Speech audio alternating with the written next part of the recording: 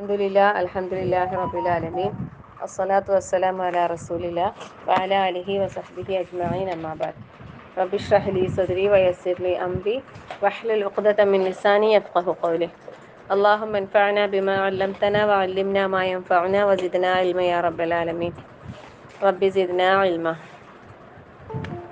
അള്ളാഹു സുബ്ഹാനഹു വ തആലയുടെ മഹത്തായ അനുഗ്രഹം കൊണ്ട് നമുക്ക് അള്ളാഹുവിൻ്റെ കലാമായ പരിശുദ്ധ ഖുർആൻ പഠിക്കാനും മനസ്സിലാക്കാനും അവസരം ലഭിച്ചു. അൽഹംദുലില്ലാഹ്. അള്ളാഹു തആല നമുക്കിത് യഥാർത്ഥ രൂപത്തിൽ ഹൃദയം കൊണ്ട് കേട്ട് അമലിലൂടെ പുറത്തു കൊണ്ടുവരാനുള്ള തൗഫീഖ് നൽകി അനുഗ്രഹിക്കുമാറാകട്ടെ. ആമീൻ. ഇപ്പം നമ്മൾ സൂറത്തുൽ ഫാത്തിറാണ് പഠിച്ചുകൊണ്ടിരിക്കുന്നത്. 1 മുതൽ 10 വരെയുള്ള വചനങ്ങൾ നമ്മൾ മനസ്സിലാക്കി. അൽഹംദുലില്ലാഹ്. കുറേ പേര് ഹിഫ്ള് ചെയ്യുന്നുണ്ട്, കുറേ പേര് അർത്ഥമൊക്കെ എഴുതി അയക്കുന്നുണ്ട്. മാഷാ അല്ലാഹ്.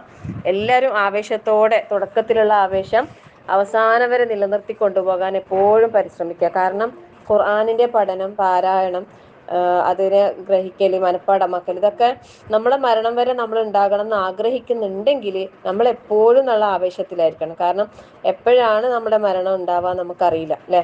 അപ്പം മരിക്കുന്ന അവസരത്തിൽ പോലും ഒരു ഖുർആനിൻ്റെ പഠിതാവായി, പാരായണത്തിലായി, അതിൻ്റെ ഒരു അമലിലായിക്കൊണ്ട് തന്നെ ഇരിക്കാൻ എല്ലാവരും പരിശ്രമിക്കുക. റഹ്മാനായ റബ്ബ് നമുക്ക് എല്ലാവർക്കും അതിനുള്ള തൗഫീഖ് നൽകി അനുഗ്രഹിക്കട്ടെ. ആമീൻ. വലൈക്കും അസ്സലാം വറഹ്മത്തുള്ളാഹി വബറകാതുഹു. ഇപ്പോൾ നമ്മൾ 10-ാമത്തെ ആയത്തൊന്ന് ഓതാം. അഊദു ബില്ലാഹി മിനശ് ശൈത്വാനിർ റജീം. ബിസ്മില്ലാഹിർ റഹ്മാനിർ റഹീം. من كان يريد العزة فلله العزة جميعا إليه يصعد الكلم الطيب والعمل الصالح يرفعه والذين يمكرون السيئات لهم عذاب شديد ومكر أولئك هو يبور. വാവുണ്ടെന്ന് വിചാരിച്ചു പോയി. അപ്പോൾ അല്ലാഹു സുബ്ഹാനഹു വ തആല ഈ ആയത്തിൽ നമ്മളോട് പറഞ്ഞു തരുന്ന കാര്യങ്ങൾ എന്തൊക്കെയാണെന്ന് നമുക്ക് നോക്കാം. മൻ കാന യുരീദുൽ ഇസ്സത ഫലില്ലാഹിൽ ഇസ്സതു ജമീഅ. അല്ലാഹു തആല പറയുന്നു, മൻ കാന, ആരെങ്കിലും ആണെങ്കിൽ, എന്ത്? യുരീദു, ഉദ്ദേശിക്കുന്നുണ്ടെങ്കിൽ, എന്ത്? അൽ ഇസ്സത്തു, പ്രതാപത്തെ, അല്ലേ? ഐശ്വര്യത്തെ, യശസ്സിനെ ആരെങ്കിലും ഉദ്ദേശിക്കുന്നുണ്ടെങ്കിൽ ഫലില്ലാഹിൽ ഇസ്സത്തു ജമീഅ, അള്ളാഹുവിനാകുന്നു മുഴുവൻ ഇസ്സത്തും, അല്ലേ? ഇസ്സത്ത് മുഴുവനും അള്ളാഹുവിനാണ്, അല്ലേ? അള്ളാഹു അസീസാണ്. നമ്മളെപ്പോഴും പറയുന്നല്ലേ അസീസുൻ ഹക്കീം. അപ്പം അസീസ്, അല്ലെ? ഇസ്സത്ത്, ഫലില്ലാഹിൽ ഇസ്സത്തു ജമീഅ, മുഴുവൻ ഇസ്സത്തും അള്ളാഹുവിലേക്കാണ്, അള്ളാഹുവിനുള്ളതാണ്. എന്നിട്ട് അള്ളാഹു തആല പറയുന്നു, ഇലൈഹി യസ്അദുൽ കലിമുത് ത്വയ്യിബ്, അള്ളാഹുവിങ്കലേക്ക്, ഇലൈഹി, അവനിലേക്ക്, യസ്അദു, കയറിപ്പോകുന്നു, അൽ കലിമുത് ത്വയ്യിബ്, കലിമ് വാക്കുകൾ, വാക്ക്, അത്വയ്യിബ് നല്ല, ശുദ്ധമായ, നല്ലതായത്, നല്ല വാക്കുകൾ അള്ളാഹുവിങ്കിലേക്ക് കയറിപ്പോകുന്നു. വൽ അമലു സ്വാലിഹ്, സൽക്കർമ്മമാകട്ടെ, യർഫഉഹു, അതും അവൻ ഉയർത്തുന്നു, അതിനെയും ഉയർത്തുന്നു അല്ലാഹു തആല. വല്ലദീന യംകുറൂന സയ്യിആതി, എന്നാൽ കുതന്ത്രം പ്രവർത്തിക്കുന്നവർ, വല്ലദീന യംകുറൂന സയ്യിആതി ലഹും അദാബുൻ ഷദീദ്, ലഹും, അവർക്കുണ്ട്, അദാബുൻ, ശിക്ഷ, ഷദീദുൻ, കഠിനമായ, അവർക്ക് കഠിനമായ ശിക്ഷയുണ്ട്. വമക്റു ഉലൈക ഹുവ യബൂർ, വമക്റു ഉലൈക, അവരുടെ കുതന്ത്രത്തെ, മക്ർ എന്ന് വെച്ചാൽ കുതന്ത്രം, അല്ലേ? വമക്കറല്ലാഹു, വേറൊരു സ്ഥലത്ത് വരുന്നുണ്ട്, അള്ളാഹു, അവർ തന്ത്രം പ്രയോഗിച്ചു, അള്ളാഹു തന്ത്രം പ്രയോഗിച്ചു. അള്ളാഹുവാണ് തന്ത്രം പ്രയോഗിക്കുന്നതിൽ ഏറ്റവും ഉത്തമം എന്നുള്ളതിൽ. വമക്റു ഉലൈക, അവരുടെ കുതന്ത്രം, ഹുവ യബൂർ, അതെന്താണ്? അത് നാശമടയുന്നതാണ്, യബൂർ. അപ്പോൾ ഇവിടെ 3-4 കാര്യങ്ങൾ അല്ലാഹു തആല ഈ ഒരു ആയത്തിലൂടെ നമുക്ക് അറിയിച്ചു തരുന്നുണ്ട്. ഒന്നാമതായിട്ട് പറയുന്നത് എന്താ? പ്രതാപം മുഴുവനും അള്ളാഹുവിനുള്ളതാകുന്നു എന്ന്, അല്ലേ? അപ്പം നമുക്ക് ആർക്കെങ്കിലും പ്രതാപം നമ്മൾ ആഗ്രഹിക്കുന്നുണ്ടെങ്കിൽ അത് അള്ളാഹുവിങ്കൽ നിന്നാണ് നമുക്കത് ലഭിക്കും. വേറൊരാൾക്കും നമുക്ക് പ്രതാപത്തെ നൽകാൻ വേണ്ടിയിട്ട് സാധിക്കൂല. സ്റ്റാൻഡ് വേണ്ട, മറ്റേ ടേബിൾ എടുത്താൽ നല്ലതായിരിക്കും. ഇല്ല, അതാകുമ്പോൾ ഇങ്ങനെ വെക്കാലോ.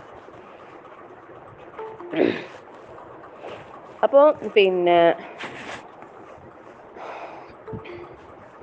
അള്ളാഹുവിൻ്റെ അള്ളാഹുവിൻ്റെ അടുത്ത് നിന്നാണ് എന്ത് എല്ലാ ആതാടെ വെച്ചു പ്രതാപവും ലഭിക്കേണ്ടത് അള്ളാഹുവിൽ നിന്നാണ് എന്നാണ് അല്ലേ. ഫലില്ലാഹിൽ ഇസ്സത്തു ജമീഅ, മുഴുവൻ ഇസ്സത്തും അള്ളാഹുവിനുള്ളതാണ്. അപ്പം ഇസ്സത്ത് എന്ന് പറഞ്ഞാൽ എന്താണ് അല്ലേ? എന്താണ് ഈ ഇസ്സത്ത് എന്ന് പറഞ്ഞുകൊണ്ട് ഉദ്ദേശിക്കുന്നത്? നമുക്ക് പിന്നെ എന്താ ഈ നമ്മൾ തോന്നിയതുപോലെ പ്രവർത്തിക്കാനുള്ള സ്വാതന്ത്ര്യമോ അല്ലെങ്കിൽ മറ്റുള്ളവരെ കീഴ്പ്പെടുത്തി പിന്നെ നമ്മൾ അവരെ മേലെ കയ്യൂക്ക് നടത്തി അവരെ മേലെ പിന്നെ സ്വാധീനം ചെലുത്തി അങ്ങനെ ഇതാക്കാനുള്ളതാണോ? പിന്നെ അങ്ങനെ ഒരു കാര്യമാണോ ഈ ഇസ്സത്ത് കൊണ്ട് ഉദ്ദേശിക്കുന്നത്? ഒരിക്കലും അല്ല അല്ലേ. ശരി, സത്യത്തിൽ പിന്നെ ഇസ്സത്ത് എന്ന് പറയുമ്പോൾ നമ്മൾ യഥാർത്ഥ സത്യത്തിൻ്റെ ഭാഗത്ത്, നീതിയുടെ ഭാഗത്ത് അതിൽ പിന്നെ ഉറച്ചു നിന്ന് നല്ല സ്വഭാവത്തോടെ നല്ല ഹൃദയശുദ്ധിയോടുകൂടി പിന്നെ നല്ല മാനമര്യാദയോടുകൂടി സൽക്കർമ്മങ്ങൾ അനുഷ്ഠിച്ച് പിന്നെ അങ്ങനെ ജീവിക്കുമ്പോൾ അവർക്ക് കിട്ടുന്ന ആ ഒരു ഇതുണ്ടല്ലോ, അതിനാണ് എന്താ പറയുക യഥാർത്ഥത്തിൽ ഇസ്സത്ത് എന്ന് പറയുന്നത്. വെച്ചാൽ നമുക്ക് കിട്ടുന്ന ആ ഒരു സമാധാനം, പിന്നെയോ ഒരു ഒരു ഒരു ശ്രേഷ്ഠത അല്ലേ. ഇപ്പം പിന്നെ നമ്മൾ ചില ആൾക്കാരെ കാണുമ്പോൾ നമ്മൾ പറയും നല്ല ഇസ്സത്തുള്ള മുഖം അല്ലെ, നല്ല ഇസ്സത്തുള്ള മനുഷ്യൻ എന്നെല്ലാം പറയും അല്ലേ. നമ്മൾ എന്തിൻ്റെ അടിസ്ഥാനത്തിലാണ് നമ്മളത് തീരുമാനിക്കുന്നത്? സത്യത്തിൽ പിന്നെ നമ്മൾ പുറമേയുള്ള കാഴ്ചേൻ്റെ അടിസ്ഥാനത്തിലാണ് നമ്മളത് തീരുമാനിക്കുന്നത് അല്ലേ. സത്യത്തിൽ ഇസ്സത്ത് ഉണ്ടാകേണ്ടത് ഉള്ളിലാണ് ഇസ്സത്ത് ഉണ്ടാകേണ്ടത്. അതായത് ഈ പിന്നെ എല്ലാ നല്ല ഗുണങ്ങളും ഒത്തുചേരുമ്പോഴാണ് അവിടെ എന്തുണ്ടാകാൻ, ഇസ്സത്ത് ഉണ്ടാകാൻ അല്ലെ. സത്യം, നീതി, പിന്നെ അതേപോലെ സൽസ്വഭാവം, ഹൃദയശുദ്ധി, പിന്നെ അത് സൽക്കർമ്മങ്ങൾ, അങ്ങനെ എല്ലാ നല്ല ഗുണങ്ങളും എന്താകണം, ഒരുമിച്ച് ഉണ്ടാകുമ്പോൾ അങ്ങനെയുള്ളവർ ആരെ മാത്രമേ ഭയപ്പെടൂ? അവർ അള്ളാനെ മാത്രമേ പേടിക്കണ്ടൂ. വേറെ ദുനിയാവിൽ ഒരാളെയും പേടിക്കേണ്ട ആവശ്യമില്ല അല്ലേ. അതാണ് ഇസ്സത്ത്. നമ്മൾ യഥാർത്ഥ വിശ്വാസത്തിൽ അടിയുറച്ച് നിൽക്കുമ്പോൾ നമ്മൾ മറ്റുള്ളവരെ എന്താക്കേണ്ടതില്ല, ഡിപ്പെൻഡ് ചെയ്യേണ്ട ആവശ്യമില്ല അല്ലേ. മറ്റുള്ളവരെ നമ്മൾ ഒരിക്കലും പേടിക്കേണ്ട ആവശ്യമില്ല. ഒന്നിനും ഒരാളെ മുമ്പിലും നമുക്ക് ഒരു അടിയറവ് വെക്കേണ്ട ആവശ്യമില്ല. കാരണം നമ്മൾ റബ്ബിൻ്റെ അടിമകളാണ്, അള്ളാഹുവിൻ്റെ അടിമകളാണ്. നമ്മൾ ഏറ്റവും കൂടുതൽ ഇഷ്ടപ്പെടേണ്ടതും നമ്മൾ അനുസരിക്കേണ്ടതും നമ്മൾ കീഴ്പ്പെടേണ്ടതും എല്ലാം അള്ളാഹുവിനാണ് അല്ലേ, അള്ളാഹുവിന് മാത്രം. അപ്പോൾ ആ റബ്ബിനെ മാത്രമേ നമുക്ക് ഭയപ്പെടേണ്ടി വരുള്ളൂ. കാരണം അല്ലെ, അള്ളാഹിൻ്റെ ആശ്രയം ഇല്ലാതെ നമുക്കൊരിക്കലും ഒരു കാര്യവും ചെയ്യാൻ കഴിയില്ല, മുന്നോട്ട് പോകാൻ തന്നെ കഴിയില്ല. പിന്നെ ഈ രൂപത്തിലുള്ള എല്ലാ ഗുണങ്ങളും ഒത്തുചേർന്ന ഒരാളെ സംബന്ധിച്ചിടത്തോളം അവർക്ക് പ്രതാപം നൽകും എന്ന് പറയുന്നത്. അതായത് പിന്നെ അവന് മറ്റ് ആൾക്കാരുടെ ഇടയിൽ എന്തുണ്ടാകും, ഒരു വിലയും നിലയും ഉണ്ടാകും. അത് അള്ള കൊടുക്കുന്നതാ. അല്ലാതെ പിന്നെ ഇപ്പോൾ കുറേ പേരിന് വേണ്ടിയിട്ട് പല കാര്യങ്ങൾ ചെയ്യുന്ന ആൾക്കാരുണ്ട് അല്ലേ. അങ്ങനെയുള്ളവർക്ക് ഒരുപക്ഷെ ഉണ്ടാവുമായിരിക്കും, പേരും പ്രശസ്തിയൊക്കെ ലഭിക്കുമായിരിക്കും. പക്ഷെ അത് വെറും ദുനിയാവിൽ നിന്ന് അവസാനിക്കും. അതിനെക്കൊണ്ട് വേറൊരു പ്രയോജനം ഉണ്ടാവില്ല. അതേസമയം അള്ളാഹ് കൊടുക്കുന്ന ആ ഒരു ഇസ്സത്ത് എന്ന് പറയുന്നതുണ്ടല്ലോ, അത് ഈ ദുനിയാവിലും ഉണ്ടാവും. അതിനെ തുടർന്ന് ആഖിറത്തിലും അവൻ എന്തായിരിക്കും, നല്ല ഇസ്സത്തിൽ തന്നെ ആയിരിക്കും ഉണ്ടാകാൻ. അപ്പം അള്ളാഹുവിനാണ് എല്ലാ ഇസ്സത്തും ഉള്ളത്. ആർക്കെങ്കിലും ഇസ്സത്ത് വേണമെന്നുണ്ടെങ്കിൽ അത് അള്ളാഹിൻ്റെ അടുത്ത് നിന്ന് തന്നെ നമുക്ക് കിട്ടണം. അപ്പം അതിനനുസരിച്ചാവണം നമ്മുടെ ഓരോ നീക്കങ്ങളും ഓരോ ചലനങ്ങളും. നമ്മൾ ഏറ്റവും നല്ല രൂപത്തിൽ സത്യത്തിനും നീതിക്കും നിരക്കാത്ത യാതൊരു കാര്യവും, ഒരു വാക്കോ ഒരു പ്രവൃത്തിയോ ഒരു നോട്ടമോ ഒന്നും നമ്മളെ ഭാഗത്തുനിന്ന് ഇല്ലാതിരിക്കാൻ പ്രത്യേകം ശ്രദ്ധിക്കുക. എല്ലാം നീതിമുറപ്രകാരം, ന്യായപ്രകാരം എല്ലാ കാര്യങ്ങളും ചെയ്യുക അല്ലെ. മക്കളെ വളർത്തുന്ന വിഷയത്തിലായാലും മറ്റ് വസ്തുവകകൾ നമ്മൾ കൊടുക്കുന്ന വിഷയത്തിലായാലും വാങ്ങുന്ന വിഷയത്തിലായാലും എല്ലാത്തിലും നമ്മൾ ഹക്കായിട്ട് തന്നെ ചെയ്യാൻ വേണ്ടിയിട്ട് പരമാവധി നമ്മൾ ശ്രമിക്കുക. അവിടെ തന്നെ നമുക്ക് അള്ളാഹിൻ്റെ ഭാഗത്തുനിന്ന് നമുക്ക് എല്ലാ നിലക്കുള്ള സഹായ സഹകരണങ്ങൾ നമുക്ക് ലഭിക്കും തീർച്ചയായും ഇൻഷാ അല്ലാഹ്. പിന്നെ അടുത്ത പറയുന്നത് എന്താണെന്ന് വെച്ചാൽ ഇലൈഹി യസ്അദുൽ കലിമുത് ത്വയ്യിബ് അല്ലേ. പിന്നെ അള്ളാഹുവിൻ്റെ അടുത്തേക്ക് കലിമുത് ത്വയ്യിബ്, നല്ല വാക്കുകളെല്ലാം അള്ളാഹിൻ്റെ അടുത്തേക്ക് കയറിപ്പോകുന്ന പറഞ്ഞത്. കലിമുത് ത്വയ്യിബ്, നല്ല ശുദ്ധമായ വാക്കുകൾ അല്ലേ. സത്യത്തിൽ ഈ ശുദ്ധമായ വാക്കുകൾ കൊണ്ട് ഉദ്ദേശിക്കുന്നത് എന്താണ്?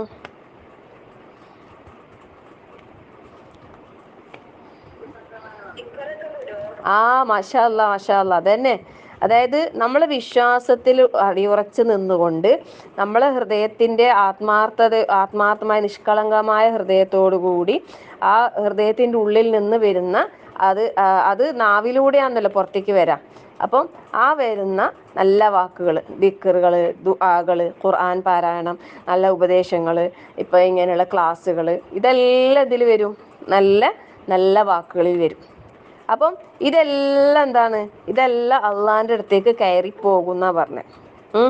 അത് അള്ളാഹു താല എന്താക്കും? അവിടെ നിന്ന് സ്വീകരിച്ചിട്ട് അതിനുള്ള പ്രതിഫലം അള്ളാഹു താല കയറിപ്പോകുന്നു. ഏണി വെച്ച് കയറി പോകുന്നതിന് പറയും. അപ്പോൾ അള്ളാഹിൻ്റെ അടുത്തേക്ക് എല്ലാം ഉയർത്തപ്പെടും എന്നുള്ളതാന്ന് പറയും. നല്ല വാക്കുകളും ചീത്ത വാക്കുകളോ അതിൻ്റെ വരുന്നുണ്ട് അല്ലേ? അദാബുൻ ശദീദ് പറയുന്നുണ്ട് അവിടെ. അപ്പോൾ അൽ കലിമു ത്വയ്യിബ്, അപ്പോൾ ഏറ്റവും നല്ല വാക്ക് ഏതാണെന്നറിയോ? അൽ കലിമു ത്വയ്യിബ് പറയുമ്പോൾ കലിമത്തു ത്വയ്യിബ എന്ന് പറഞ്ഞിട്ട് ഒരു കാര്യം പഠിപ്പിക്കുന്നുണ്ട്. അതേതാണെന്നറിയോ നിങ്ങൾക്ക്? മാഷാ അല്ലാ, മാഷാ അല്ലാ, മാഷാ അല്ലാ, ബാറക്കല്ലാ. അറിയുന്നവർ ഒരുപാടുണ്ട് അല്ലേ? ബാറക്കല്ലാ. ലാ ഇലാഹ ഇല്ലല്ലാ അല്ലേ? അതാണെന്ത്? ഏറ്റവും സംശുദ്ധമായ വാക്ക്. കലിമത്ത് ത്വയ്യിബയിൽ വരുന്നത് ലാ ഇലാഹ ഇല്ലല്ലാ. ലാ ഇലാഹ ഇല്ലല്ലാ മുഹമ്മദ് റസൂലുള്ളാഹിയും വരും. പിന്നെ പക്ഷേ ലാ ഇലാഹ ഇല്ലല്ലാന്ന് അവിടെ പറയുന്നത്, അതായത് തൗഹീദിന്റെ വാക്ക്. മറ്റേത് സുന്നത്ത് അല്ലേ? ഖുർആനും സുന്നത്തും ആണല്ലോ ലാ ഇലാഹ ഇല്ലല്ലാ എന്ന് പറയുമ്പോൾ. അപ്പം തൗഹീദ് അല്ലേ? ഏക ഇലാഹിനെ മാത്രം ആരാധിക്കുക എന്നുള്ള ആ ലാ ഇലാഹ ഇല്ലല്ലാ എന്ന കലിമ, അതാണ് ഏറ്റവും പിന്നെ ടോപ്പ് ഹൈ ലെവലിൽ നിൽക്കുന്ന കലിമത്ത് ത്വയ്യിബയിൽ ഉള്ളത്. ബാക്കിയെല്ലാം വരും അല്ലേ? അഫ്ദൽ ദിക്ർ ലാ ഇലാഹ ഇല്ലല്ലാ ആണല്ലോ, നമുക്ക് എല്ലാവർക്കും അറിയുന്നതാണ്. അപ്പം അതിൽ നിന്ന് വരുന്ന സൽക്കർമ്മങ്ങൾ, ഇപ്പം ഖുർആനിനെ കുറിച്ച് പറയുന്നുണ്ട്, ഒരു ഹദീസ് പറയുന്നുണ്ട്. എന്താ അറിയോ? ഒരാൾ ഖുർആനിൽ പറയുന്ന കാര്യങ്ങൾ അനുസരിച്ച് ജീവിക്കുകയാണെങ്കിൽ അവൻ ഖുർആനിനെ മുഴുവനും പാരായണം ചെയ്തവനെ പോലെയാണ്. അതായത് അള്ളാഹുവിൻ്റെ കൽപ്പനാ നിർദ്ദേശങ്ങൾ അല്ലെ, പരിശുദ്ധ ഖുർആനിലൂടെയാണല്ലോ നമുക്ക് നമ്മുടെ ജീവിതത്തിൽ പാലിക്കേണ്ട മര്യാദകളും നിയമങ്ങളും വിധിവിലക്കുകളും പാടില്ലാത്ത കാര്യങ്ങളും ഒക്കെ നമുക്ക് അറിയിച്ചു തന്നത് പരിശുദ്ധ ഖുർആനിലൂടെയാണ്. അതിൻ്റെ വിശദീകരണം എന്നോണം റസൂലുള്ളാഹി സ്വല്ലല്ലാഹു അലൈഹി വസല്ലമയിലൂടെ നമുക്ക് മറ്റു കാര്യങ്ങൾ പഠിപ്പിച്ചു തന്നു. അപ്പം ആ കൽപ്പനാ നിർദ്ദേശങ്ങളെ പാലിച്ചുകൊണ്ട് ഒരാൾ ജീവിക്കുകയാണെങ്കിൽ അവൻ ഖുർആൻ പാരായണം ചെയ്തവനെ പോലെയാണെന്ന് പറഞ്ഞത്. എന്ന് വെച്ചാൽ നമ്മൾ ഇപ്പം മാഷാ അല്ലാഹ് നമ്മളിങ്ങനെ ഖുർആൻ ഓതുന്നുണ്ട്, പഠിക്കുന്നുണ്ട്, പാരായണം ചെയ്യുന്നുണ്ട്. വെറുതെ ഇങ്ങനെ പാരായണം ചെയ്ത് പോയാൽ പോരാ അല്ലേ? അതേസമയം ഒരാൾ പിന്നെ അത്ര ഖുർആൻ ഓതുന്നൊന്നുമില്ല എന്ന് വിചാരിച്ചോ. എങ്ങനെയാണെന്ന് വെച്ചാൽ പിന്നെ ഇപ്പോൾ നമ്മൾ അൽഹംദുലില്ലാഹ് ഇങ്ങനെ ഗ്രൂപ്പിലൊക്കെ ചേർന്ന് പഠിക്കുന്നതുകൊണ്ട് റിവിഷനും കാര്യങ്ങളൊക്കെ ആയിട്ട് നമ്മൾ ധാരാളമായിട്ട് ഓതാൻ നമുക്ക് അള്ളാഹു അവസരം തന്നിട്ടുണ്ട് അല്ലേ? അങ്ങനെ അല്ലാത്തൊരു കാലഘട്ടം നിങ്ങൾ ചിന്തിച്ച് നോക്കിയട്ടെ, ഓരോരുത്തരുടെയും ജീവിതത്തിൽ ഉണ്ടാവുമല്ലോ. അതായത് ഈ ഖുർആൻ പഠനവും തിരക്കൊന്നും ഇല്ലാത്തൊരു കാലഘട്ടത്തിൽ നമ്മൾ ഖുർആനുമായിട്ടുള്ളൊരു ബന്ധം എന്താ? നമ്മളെ ബന്ധം കൂടിപ്പോയാൽ മഗ്‌രിബിന് ശേഷം തബാറക്ക് ഓതു, സജദ ഓതിയില്ലെങ്കിൽ ഓതി അല്ലേ? വെള്ളിയാഴ്ച കഫ് ഓതു, പിന്നെ യാസീനും ഇതെല്ലാം ഓതുന്ന ആൾക്കാരുണ്ടാവും അല്ലേ? കുറച്ച് റഹ്മാൻ വാക്കിയാൽ ഇങ്ങനെ കുറച്ചായിട്ട് ഓതുന്ന ഒരു സമ്പ്രദായം ഉണ്ടാവും. അതും ഒരു മഗ്‌രിബിന് ശേഷം അല്ലേ? അല്ലാണ്ട് രാവിലെ മുതൽ രാത്രി വരെ നമ്മൾ ഖുർആൻ ഓതുന്നുണ്ടോ?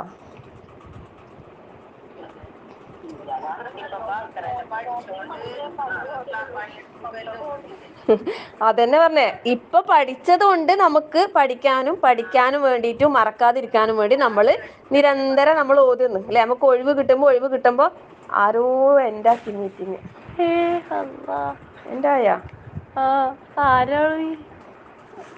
അതായത് നമ്മൾ പഠിക്കുന്ന സമയത്ത് നമ്മൾ ഒരുപാട് ഓതുന്നുണ്ട്. അതേസമയം പിന്നെ അതല്ലാത്തൊരു കാലഘട്ടത്തെക്കുറിച്ച് ഞാൻ ജസ്റ്റ് ഒന്ന് ഓർമ്മിക്കാൻ വേണ്ടി പറഞ്ഞതാ. ഞാൻ എൻ്റെ കാര്യം പറയാൻ, നമ്മൾ അറബി കോളേജിലെല്ലാം ഞാൻ പഠിക്കുന്നത്, അതുപോലെ ഖുർആൻ ക്ലാസ് എടുക്കുന്ന ടീച്ചറാണ്. എന്നാലും പോലും ഇപ്പോൾ ഓതുന്ന അത്രയൊന്നും അന്നേരമൊന്നും ഒരിക്കലും ഓതലേ ഇല്ല. കാരണം എന്ന് വെച്ചാൽ അത് അങ്ങനെ ഒരു മഗ്‌രിബിന് ശേഷം, പിന്നെ റമളാനിലേ നമ്മൾ എന്താക്കൂ, സമയം കിട്ടുമ്പോൾ എല്ലാം ഓതാന്നുള്ള സിസ്റ്റം റമളാനിലേ ഉണ്ടായിട്ടുള്ളൂ. പക്ഷേ ഇപ്പോൾ അൽഹംദുലില്ലാ ഞാൻ അന്നേരം പ്രാർത്ഥിക്കലുണ്ട് ഇങ്ങനെ റംലാനിൽ പഠിച്ചോനെ ഈ റംലാനിൽ ഓതുന്ന പോലെ തന്നെ എപ്പോൾ ഈ ഖുർആൻ ഓതാൻ ഒരു അവസരം തന്നൂടെ റബ്ബേ. അങ്ങനെയുള്ളൊരു ഈമാനും അങ്ങനെ ഒരു ഇതും. പക്ഷെ നമുക്കിങ്ങനെ എന്തെങ്കിലും ഒരു ഇതിൽ ചേർന്ന് പഠിക്കുമ്പോൾ തന്നെയാണ് സത്യത്തിൽ നമ്മളതൊരു നിർബന്ധം പോലെ ആയിട്ട് ഓതുന്നത് അല്ലേ. ശരിക്കും ദിവസവും എത്രയോ നമുക്ക് ഓതാനുണ്ട്. അപ്പോൾ അത് നമ്മൾ നല്ല നിയത്തോടു കൂടി തന്നെ ഓതാം. ഖുർആൻ ഗ്രൂപ്പിൽ ഓതിടുന്നെങ്കിലും ടീച്ചർക്ക് ഓതി കൊടുക്കുന്നെങ്കിലും പേരന് ഓതി കൊടുക്കുന്നെങ്കിലും ഇനി റിപ്പീറ്റ് ചെയ്ത് പഠിക്കുന്നെങ്കിലും എല്ലാം നമ്മളെ മനസ്സിലുണ്ടാണ് ഇത് ഏറ്റവും അല്ലെ അള്ളാഹുവിൻ്റെ കലാമാണ്. ഓരോ ഹർഫിനും പ്രതിഫലമുണ്ട്. അത് നമ്മൾ ഓതുന്നത്ര നമുക്ക് കൂലിയാണ്. അത് ഓരോന്നും അള്ളാഹുവിൻ്റെ അടുത്തേക്ക് കയറി പോകുന്നു എന്ന് പറയുമ്പോൾ എത്ര വലിയൊരു ഇതാന്നല്ലേ നമ്മളെ അമലുകൾ അള്ളാഹിൻ്റെ അടുത്തേക്ക് ഉയർത്തപ്പെടുക എന്ന് പറയുമ്പോൾ. അതെ അതെ. അപ്പോൾ ആ കൂലി നമ്മൾ ഓർമ്മിച്ചിട്ട് തന്നെ നമ്മൾ ഓതാം. എങ്ങനെ പഠിക്കുന്ന കുട്ടികളെല്ലാം നമ്മൾ പറഞ്ഞു കൊടുക്കേണ്ടത് അതാണ്.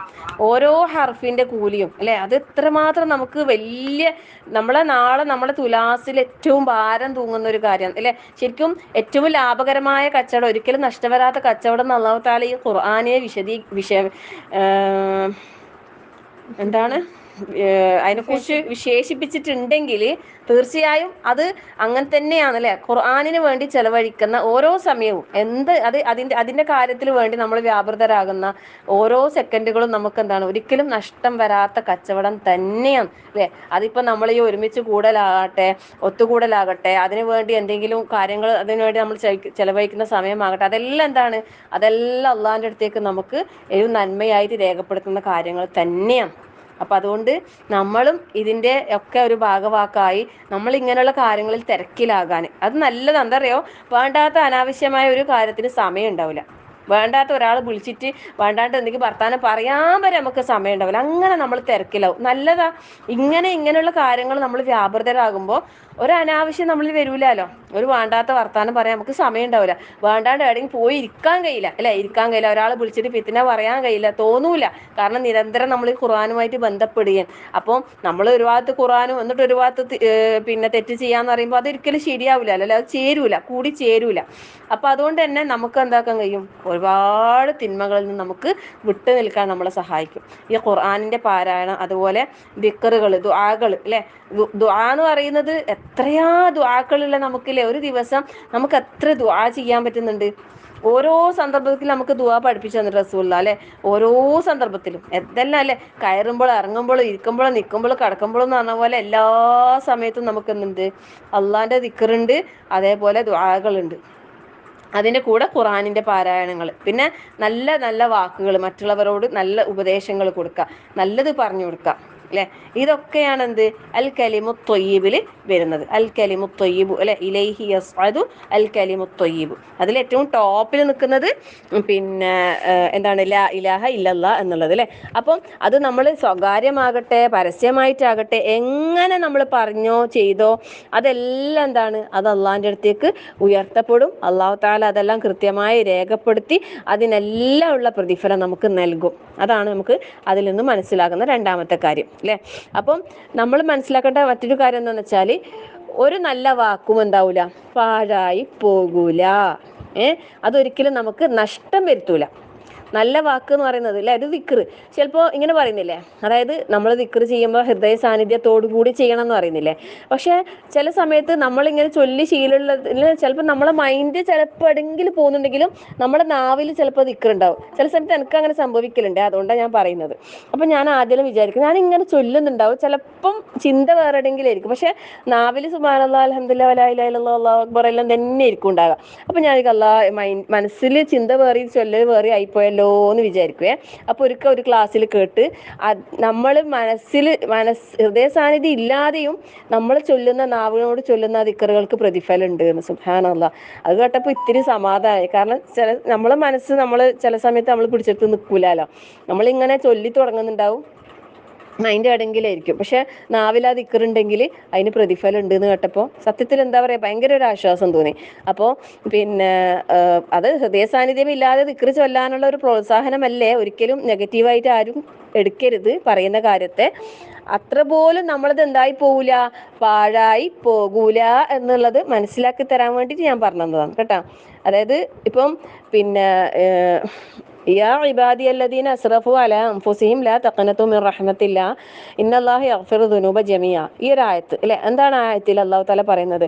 അല്ലയോ എൻ്റെ അടിമകളെ, അല്ലെ യാ ഇബാദി, എങ്ങനെ സ്വന്തത്തോട് അക്രമം പ്രവർത്തിച്ച എൻ്റെ അടിമകളെ, അതായത് ഒരുപാട് തെറ്റുകുറ്റങ്ങൾ ചെയ്ത ആൾക്കാരെ, നിങ്ങൾ അള്ളാഹുവിൻ്റെ കാരുണ്യത്തിൽ നിരാശരാവരുത്, അള്ളാഹ് മുഴുവൻ പാപങ്ങളും പുറത്തു തരും എന്ന് അള്ളാഹു തആല പറയുമ്പോൾ അവിടെ നമ്മൾ ഇഷ്ടംപോലെ തെറ്റ് ചെയ്തോ, നിങ്ങൾക്ക് ഇഷ്ടംപോലെ തെറ്റ് ചെയ്യാം എന്നുള്ളതിനുള്ള ഒരു പ്രചോദനമോ പ്രോത്സാഹനമോ അല്ല അല്ലെ. അവിടെ അള്ളാഹു തആല പറയുന്നത് തെറ്റ് ചെയ്തവർക്ക് തിരിച്ചു വരാൻ, നന്മയിലേക്ക് വരാനുള്ള ഒരു അവസരമുണ്ട്, നിങ്ങൾ വിഷമിക്കണ്ട, നിരാശപ്പെടണ്ട എന്നാണ്.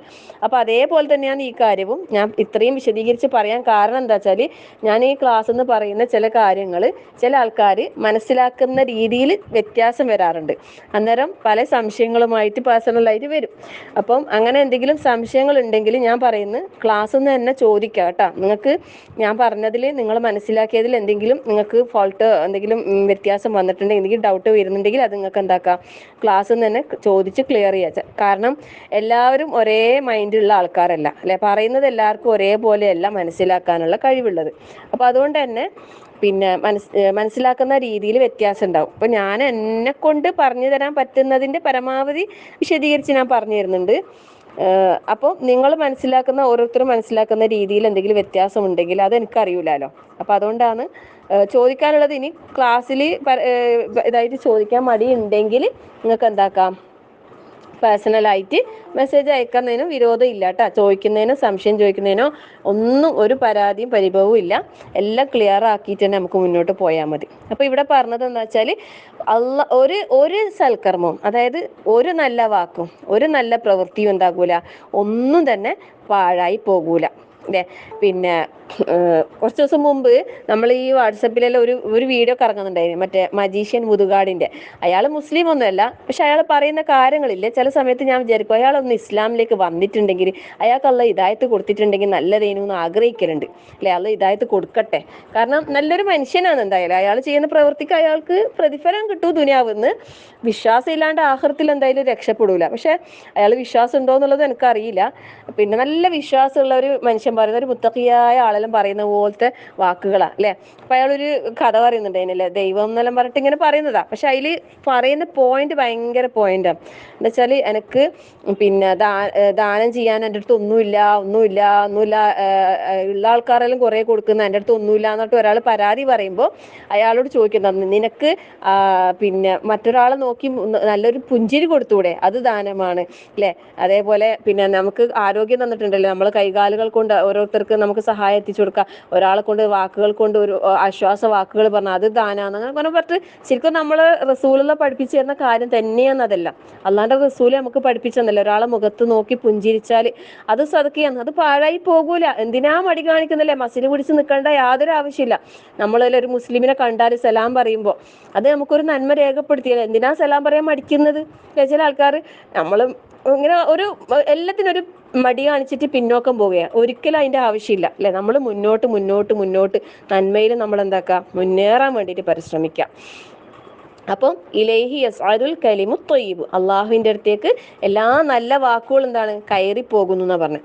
അപ്പം നന്മയായിട്ട് വരുന്ന ഒന്നും നമ്മൾ എന്താക്കണ്ട, ഒന്നും നിസ്സാരമാക്കി കളയണ്ട അല്ലേ. സുബ്ഹാനല്ലാഹ്, അൽഹംദുലില്ലാഹ്, വലാ ഇലാഹ ഇല്ലല്ലാഹ്, ഇങ്ങനെ ദിക്റുകൾ ചെയ്യാൻ കഴിയുന്ന അവസരങ്ങളൊക്കെ നമ്മൾ എന്താക്കുക, ദിക്റുകൾ ചെയ്യുക. ഇനി ആരോടെങ്കിലും സംസാരിക്കാനോ അവസരം കിട്ടിയെങ്കിൽ അവിടെയും നമ്മൾ എന്താക്കുക, നന്മ കുത്തിത്തിരുകാൻ വേണ്ടിയിട്ട് പരിശ്രമിക്കുക. നല്ലത് പറയാനും അല്ലേ, നല്ലത് ചിന്തിക്കാനും, നല്ലത് മാത്രം എല്ലാ അവസരത്തിലും നല്ലത് മാത്രം വരാനും നമ്മൾ ഓരോരുത്തരും പരിശ്രമിക്കുക. റഹ്മാനായ റബ്ബ് നമുക്ക് എല്ലാവർക്കും അതിനുള്ള തൗഫീഖ് നൽകി അനുഗ്രഹിക്കട്ടെ. ആമീൻ. അപ്പം നല്ല വാക്ക്. ഇനി അടുത്ത പറഞ്ഞത് എന്താ, വൽ അമലു സ്വാലിഹു യർഫഉഹു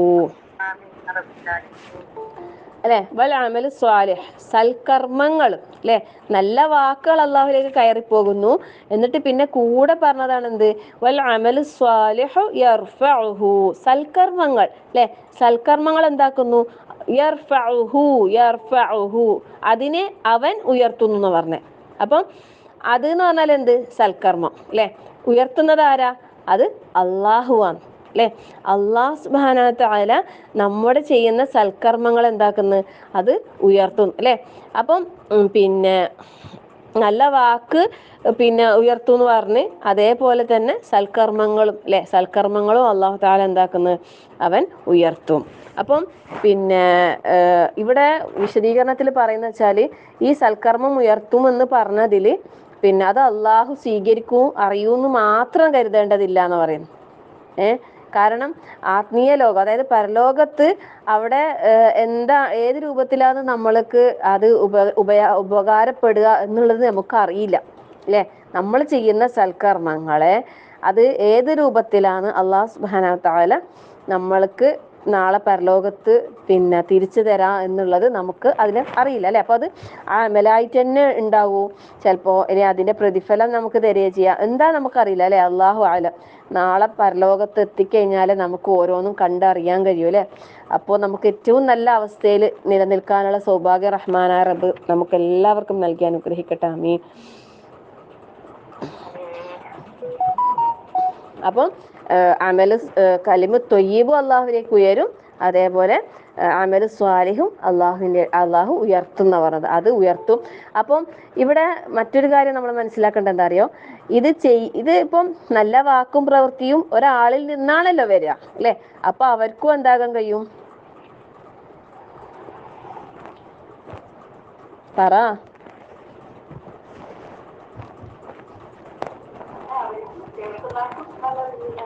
അവർക്കും ഉയരത്തിലെത്താൻ കഴിയും, അതന്നെ പറയുന്നത് അല്ലെ. നല്ല വാക്കുകളും നല്ല പ്രവൃത്തിയും അള്ളാഹു ഉയർത്തും എന്ന് പറഞ്ഞില്ലേ. അപ്പൊ ആ വാക്കും പ്രവൃത്തിയും ചെയ്യുന്ന ആളും എന്തായിരിക്കും, നല്ല ഉയരത്തിലായിരിക്കും ഉണ്ടാകാനേ. അതന്നെ നമ്മൾ ആഗ്രഹിക്കുന്നത് അതല്ലേ അല്ലെ, ഏറ്റവും മുകളിലെത്തണം, ഏറ്റവും പദവി ദറജ, അവന്റെ ദറജ. ടീച്ചർ ഒരൊറ്റ കാര്യം കൂടി ഞാൻ ഒന്ന് ഓർമ്മിപ്പിക്കുകയാണേ. ക്ലാസ് കഴിഞ്ഞ് ദുആ ചെയ്യുമ്പോ പിന്നെ ഞാനിന്നിപ്പോ ഒരു പോസ്റ്റ് ഇട്ടിരുന്നു. ആ ഹോസ്പിറ്റലിൽ പോയി, ഉമ്മാക്ക് തീരെ സുഖമില്ല, കുറച്ച് അധികം തന്നെ ആണ്. അതിന് ബ്രസ്റ്റിന്റെ മോയിന്റായിട്ട് ആരോടും പറഞ്ഞില്ലാത്ത ലിവറിനും ബാധിച്ചിട്ടുണ്ട്, മൊത്തത്തിൽ ബാധിക്കുന്നതാണ് ഡോക്ടർ പറഞ്ഞപ്പോൾ മെഡിക്കൽ കോളേജിൽ ബാധിക്കുകയിലാണ് അതുള്ളത്. അപ്പൊ അതിന്റെ അനിയത്തിന്റെ മോന്റെ കുട്ടിക്ക് ഇതേപോലെ തന്നെ അത് പറയാണ്, പൊട്ടിക്കാരൻ എന്നെ കണ്ടപ്പോൾ ദുആ ചെയ്യാന്ന് പറഞ്ഞിട്ട് ബ്രെയിനിന് വൈറസ് കയറിയതാണ് ആ കുട്ടിക്ക്. 40,000 രൂപ കാണാൻ പറ്റിയതല്ല, ബ്രെയിനിന് വൈറസ് കയറാനായിരിക്കും അവസ്ഥ. അപ്പൊ നിങ്ങളെ ദുആന്റെ കൂട്ടത്തിൽ അവരെ രണ്ടാളും ഉൾപ്പെടുത്തണം, ഉമ്മനും ഉമ്മാന്റെ അനിയത്തിന്റെ പേരക്കുട്ടിയും. തീർച്ചയായും അള്ളാഹു തആല അവർക്ക് അള്ളാഹു പൂർണ്ണമായി ശിഫ നൽകി അനുഗ്രഹിക്കട്ടെ. ആമീൻ. രോഗം കൊണ്ട് ബുദ്ധിമുട്ടുന്ന എല്ലാവരുടെ പ്രയാസങ്ങൾ അള്ളാഹു ദൂരീകരിച്ചു കൊടുക്കട്ടെ. ആമീൻ. എന്തെല്ലാം അസുഖങ്ങളാന്നല്ലേ കേൾക്കുന്നത്, അള്ളാന്റെ ഓരോ പരീക്ഷണങ്ങള്. അള്ളാഹു അവർക്ക് ക്ഷമയും സമാധാനവും കൊടുക്കട്ടെ. ആമീൻ.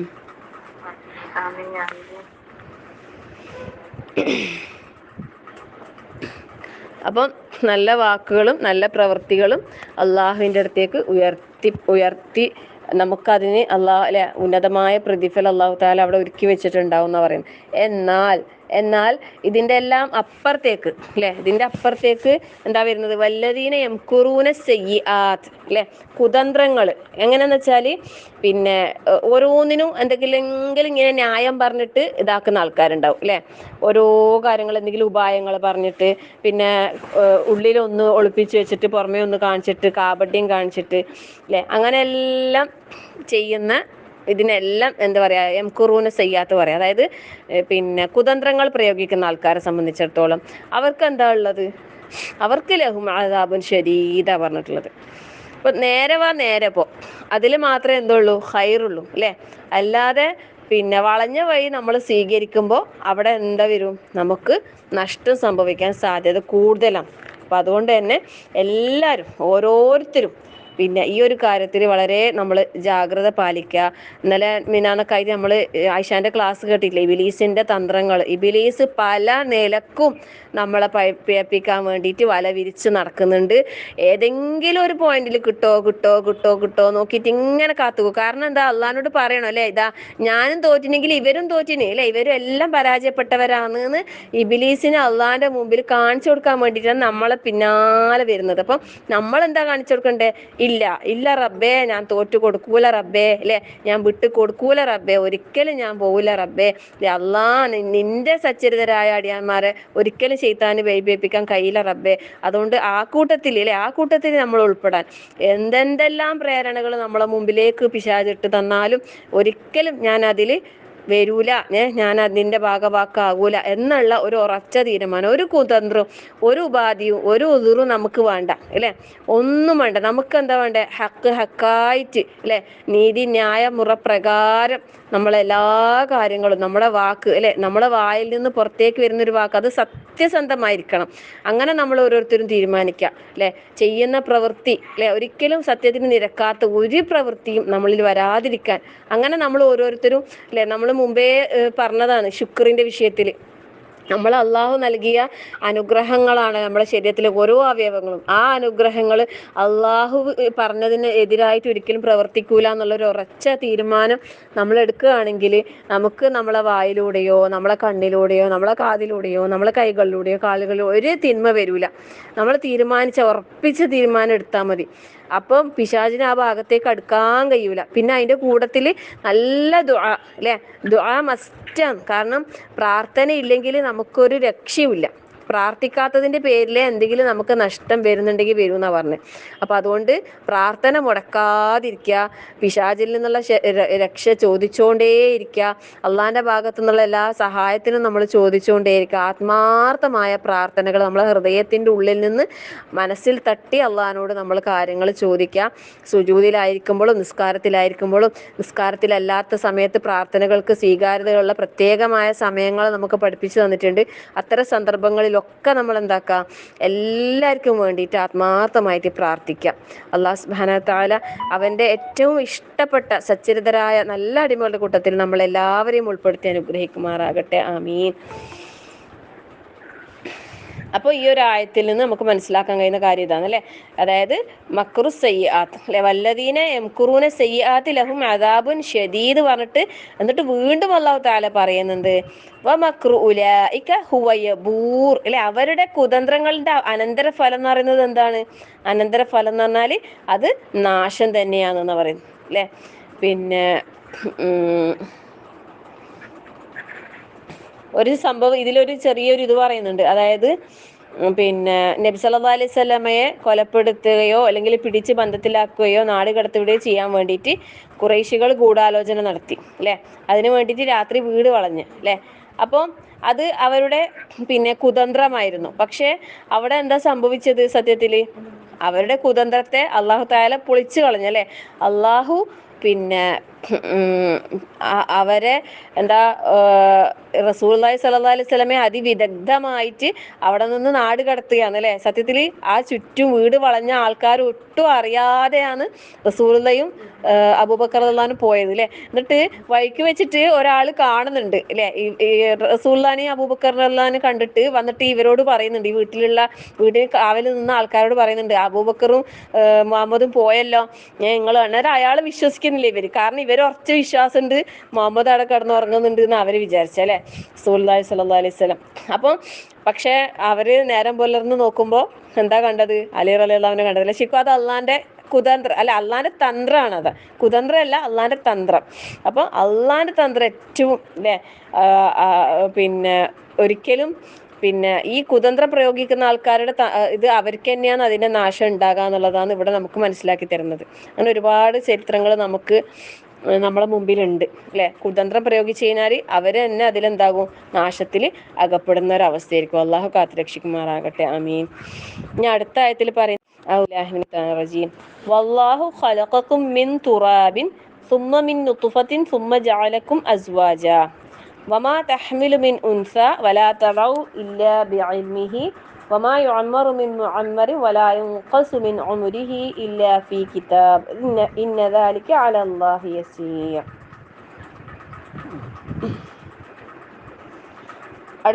വേറൊരു സബ്ജക്റ്റ് ആണ് അല്ലേ. അതായത് നമ്മൾ ഓരോ കാര്യങ്ങൾ ഇങ്ങനെ മനസ്സിലാക്കി വന്നിട്ട് പിന്നെ അടുത്ത ഇതിൽ അല്ലാഹു തആല പറയുന്നുണ്ട് വല്ലാഹു നിശ്ചയമായും അല്ലാഹു ഖലഖക്കും നിങ്ങളെ സൃഷ്ടിച്ചിരിക്കുന്നു അല്ലേ. ഖലഖ സൃഷ്ടിച്ചു, കും നിങ്ങളെ, ഖലഖക്കും നിങ്ങളെ സൃഷ്ടിച്ചു, മിൻ തുറാബ് മണ്ണിൽ നിന്ന്. ആർക്കെങ്കിലും സംശയം ഉണ്ടോ?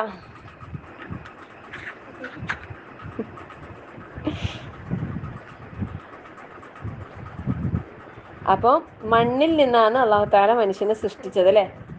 ആദം അലൈഹിസ്സലാമിന്റെ സൃഷ്ടിപ്പാണ് എന്ത്?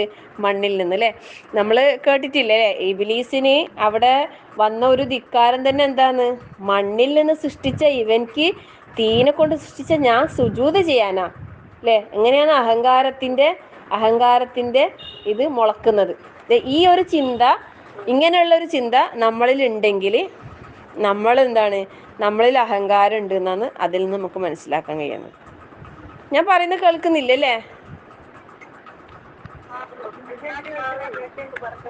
ഓക്കെ.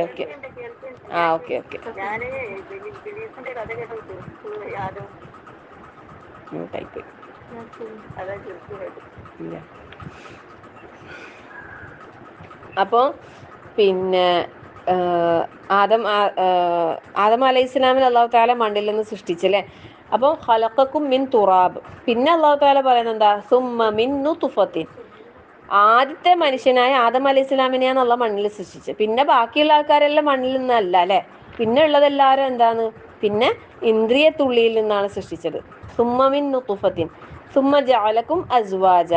പിന്നെ അവൻ നിങ്ങളെ ഇണകളാക്കി അല്ലേ.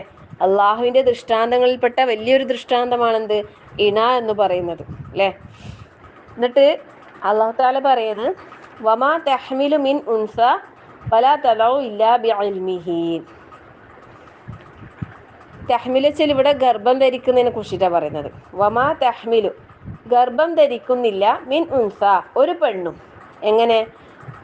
വലാ തദഉ, പ്രസവിക്കുന്നുമില്ല, ഇല്ലാ ബിഇൽമിഹി, അവന്റെ അറിവോടെ അല്ലാതെ. അപ്പം ഒരു പെണ്ണ് ഗർഭിണിയാകുന്നുണ്ടെങ്കിൽ, പ്രസവിക്കുന്നുണ്ടെങ്കിൽ അവിടെ എന്താണ്? അത് അള്ളാന്റെ തീരുമാനപ്രകാരമാണല്ലോ, അള്ളാന്റെ അറിവോട് കൂടിയാണല്ലാതെ വേറൊരാളുടെ കഴിവ് കൊണ്ടല്ല അല്ലെ അവിടെ സംഭവിക്കുന്നത്. എല്ലാം അള്ളാഹുവിന്റെ ഖുദ്റത്താണെന്നാണ് നമുക്കിവിടെ അറിയിച്ചു തരുന്നത്. അതേപോലെ തന്നെ വമാ യുഅമ്മറു, ആയുസ് നീട്ടിക്കൊടുക്കുന്നില്ല, മിൻ മുഅമ്മരിൻ, ഒരു ആയുസ് നൽകപ്പെട്ടവനും. അതായത് ചില ആൾക്കാർ കുറേ കാലം ആയുസ് ജീവിക്കുന്നുണ്ട് അല്ലേ. കുറേ വയസ്സ്, ദീർഘമായ ആയുസ് അല്ലാഹു കൊടുക്കുന്നുണ്ട് ചില ആൾക്കാർക്ക്. അതുപോലെ തന്നെ വലാ യുൻഖസു, ചുരുക്കുന്നില്ല, കുറക്കപ്പെടുകയുമില്ല, മിൻ ഉംരിഹി, അവന്റെ ആയുസ്സിൽ നിന്ന്, ഇല്ലാ ഫി കിതാബ്, ഒരു ഗ്രന്ഥത്തിൽ ഇല്ലാതെ തന്നെ. ഇന്ന ദാലിക അലല്ലാഹി യസീർ, തീർച്ചയായും ഈ കാര്യങ്ങളൊക്കെ അള്ളാഹ്ക്ക് എന്താണ്? വളരെ എളുപ്പമാണെന്നാണ് പറയുന്നത്. നിസ്സാരമാണ്, യസീർ, ലഘുവായതാണ്. ഇവിടെ നമുക്ക് അല്ലാഹു തആല ചില കാര്യങ്ങൾ അറിയിച്ചു തരും. അതായത് ഈ ദുനിയാവിൽ നിങ്ങൾ വിചാരിക്കുന്ന എന്ത് കാര്യം നടക്കുന്നുണ്ടെങ്കിലും അതിലെല്ലാം അള്ളാഹുവിന്റെ തീരുമാനപ്രകാരം മാത്രമാണ് നടക്കുന്നത് എന്നുള്ളതാണ് നമുക്ക് അറിയിച്ചു തരുന്നത്. അത് പ്രത്യേകം രണ്ട് കാര്യങ്ങൾ എടുത്തു പറഞ്ഞതാണ്. എന്ത്? ഇപ്പം മനുഷ്യനെ സൃഷ്ടിച്ചത് മണ്ണിൽ നിന്നാണെന്ന് പറഞ്ഞ്, പിന്നീട് ഇന്ദ്രിയ തുള്ളിയിൽ നിന്നാന്ന് പറഞ്ഞു. അവിടെ എന്നിട്ട് ആ ഒരു ഇതുമായി ബന്ധപ്പെട്ട കാര്യം തന്നെയാണ് വീണ്ടും അല്ലാഹു തആല പറയുന്നത് അല്ലേ. അതായത് ഒരു പെണ്ണിന് ഗർഭം ധരിക്കുന്നുണ്ടെങ്കിൽ അല്ലേ, ഇപ്പോൾ ഒരാൾ കല്യാണം കഴിഞ്ഞ് കുറേ ആയിട്ട് പ്രഗ്നൻ്റ് ആകുന്നില്ല. അപ്പോൾ പിന്നെ ചില ആൾക്കാർ ട്രീറ്റ്മെൻറ്റ് എടുക്കും അല്ലേ. അത് ട്രീറ്റ്മെൻറ്റ് എടുക്കുന്നത് തെറ്റൊന്നുമല്ലേ, ട്രീറ്റ്മെൻറ്റ് എല്ലാം ചെയ്യണം. അങ്ങനെ എന്തെങ്കിലും പ്രയാസങ്ങളുണ്ടെങ്കിൽ അതിൽ വേഗം തന്നെ ചെയ്യുന്നതാണ് നല്ലത്. അപ്പം അങ്ങനെ ചെയ്ത് എന്നിട്ട് പ്രഗ്നൻ്റ് ആയി എന്ന് വിചാരിക്കുക. അന്നേരം ഇന്ന ഡോക്ടറെ കാണിച്ചുകൊണ്ട് ആ ഡോക്ടറെ കഴിവ് കൊണ്ടാണ് ഇവർക്ക് ആയതെന്നൊന്നും നമ്മൾ ഒരിക്കലും പറഞ്ഞു പോകരുത്. അങ്ങനെ വിചാരിക്കാൻ തന്നെ പാടില്ല അല്ലെ. ചില ആൾക്കാർ അങ്ങനെ പറയും, ആടെ നല്ലതാണ്, ആടെ പോയി നോക്കുക, അങ്ങനെയൊന്നും പറയുന്നതിന് പ്രശ്നമൊന്നുമില്ല. പക്ഷെ അവരെ കഴിവ് കൊണ്ടാണ് ഇത് സംഭവിച്ചത് എന്ന് ഒരിക്കലും പറയാൻ പറ്റില്ല. അതൊരു സബബായിട്ട് അള്ളാഹ് നിശ്ചയിച്ചതായിരിക്കും നമുക്ക് അല്ലേ. അങ്ങനെ ചിലപ്പോൾ നമ്മൾ അവിടെ ഇവിടെയൊക്കെ പോകേണ്ടി വരും, എന്നാലേ ചിലപ്പോൾ ആവും. അങ്ങനൊക്കെ ആൾക്കാരുണ്ടല്ലോ. അപ്പം ഇവിടെ അത് അല്ലാഹു തആല പ്രത്യേകം എടുത്തു പറയാം. ഒരു പെണ്ണ് ഗർഭം ധരിക്കുന്നു, അതുപോലെ പ്രസവിക്കുന്നു, അതെല്ലാം അള്ളാന്റെ അറിവോട് കൂടി അല്ലാതെ വേറെ ഒന്നും അല്ല എന്നാണ് പറയുന്നത്. പിന്നെയോ ചില ആൾക്കാർ കുറേ കാലം നീട്ടി ആയുസ് കൊടുക്കും അല്ലെ. വമാ യുഅമ്മറു മിൻ മുഅമ്മരിൻ, അതായത് ഏതൊരാൾക്ക് അള്ളാഹു ആയുസ് നീട്ടി നൽകപ്പെടുന്നതോ അതുപോലെ വലാ യുൻഖസു മിൻ ഉംരിഹി, ചില ആൾക്കാർക്ക് ആയുസ് കുറവായിരിക്കും അല്ലെ. പെട്ടെന്ന് ഇപ്പം നമ്മൾ പറയും അകാലത്തിൽ പൊലിഞ്ഞു പോയ അല്ലെ, അകാല മരണം എന്ന് പറയും. ശരിക്കും അകാല മരണം എന്നിട്ട് അങ്ങനെ ഒരു സംഭവമില്ല. അത് അയാളെ കാലം എത്തിയിട്ട് തന്നെയാണ് എന്താക്കുന്നത്? മരിക്കുന്നത് അല്ലെ. ചെറിയ പ്രായത്തിൽ മരിക്കുക, അത്രേ അള്ളാഹ് ഈ ദുനിയാവിൽ ആയുസ് കണക്കാക്കിയിട്ടുള്ളൂ. അതുകൊണ്ടാണ് അത്രയും പ്രായത്തിൽ എന്താകുന്നത്, മരണപ്പെടുന്നത് അല്ലേ. പക്ഷെ നമുക്ക് വിചാരിക്കുമ്പോൾ അല്ലാ എത്ര ചെറിയ പ്രായത്തിലാണ് എന്ന് പറഞ്ഞിട്ട് നമുക്ക് ഭയങ്കര സങ്കടം സ്വാഭാവികമായിട്ട് എന്തായാലും ഉണ്ടാകും, സങ്കടം ഇല്ലാതിരിക്കും അല്ലേ. പക്ഷെ അതൊക്കെ എന്താണ് അള്ളാന്റെ തീരുമാനമാണ് എന്നുള്ളത് നമുക്ക് നമ്മളെ മനസ്സിനോട് നമ്മൾ എന്താക്കണം, പറഞ്ഞ് വിശ്വസിപ്പിക്കണം. സങ്കടം ഉണ്ടാവും, കരച്ചിൽ വരും, അതിനൊന്നും കുഴപ്പമൊന്നുമില്ല അല്ലെ. സ്വാഭാവികമായിട്ട് അത് ഉണ്ടാകുന്നത് തന്നെയാണ്. അത് ഇല്ലാത്ത ആരും ഉണ്ടാവൂല. അള്ളാന്റെ കാരുണ്യമുള്ള എല്ലാവർക്കും എന്തുണ്ടാവും, ആ ഒരു ഇത് വരും അല്ലെ. അപ്പോൾ ഇതൊക്കെ ഇല്ലാ ഫി കിതാബ്, ഒരു കിതാബിൽ രേഖപ്പെടുത്താതെ ഒന്നും ഇല്ല എന്നാ പറയുന്നത്. അപ്പൊ എല്ലാ കാര്യങ്ങളും എന്താണ്, കൃത്യമായി രേഖപ്പെടുത്തിയതിന്റെ അടിസ്ഥാനത്തിലാണ് നടക്കുന്നത് എന്നുള്ളതാണ് നമുക്ക് മനസ്സിലാക്കാൻ കഴിയുന്നത്. പക്ഷെ ഇവിടെ ഒരു കാര്യം കൂടി നമ്മൾ പറയാം, രേഖപ്പെടുത്തിയ കാര്യങ്ങളിൽ പോലും നമുക്ക് മാറ്റം വരുത്താൻ കഴിയും. എങ്ങനെ?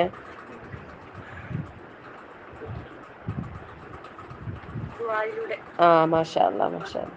പ്രാർത്ഥന അല്ലെ, പ്രാർത്ഥന വിധിയെപ്പോലും മാറ്റിമറിക്കും എന്ന് പറയുന്നുണ്ട്. അപ്പം പ്രാർത്ഥന വലിയൊരു കാര്യമാണ്, വിശ്വാസിയുടെ ഏറ്റവും വലിയൊരു ആയുധമാണ്, നമുക്ക് നല്ലൊരു മുതൽക്കൂട്ടാണ്, നാളെ നമുക്ക് ഏറ്റവും വലിയ എന്താ പറയാ പ്രതിഫലം ലഭിക്കുന്ന ഒരു കാര്യം കൂടിയാണത്. അതുകൊണ്ട് പ്രാർത്ഥന എല്ലാറ്റിനും മുമ്പിൽ ഉണ്ടാകണം. ആദ്യത്തെ റിക്വസ്റ്റ് അത് അള്ളാഹുവിലേക്ക് തന്നെ പോകാൻ വേണ്ടിയിട്ട് എപ്പോഴും നമ്മൾ ശ്രദ്ധിക്കുക.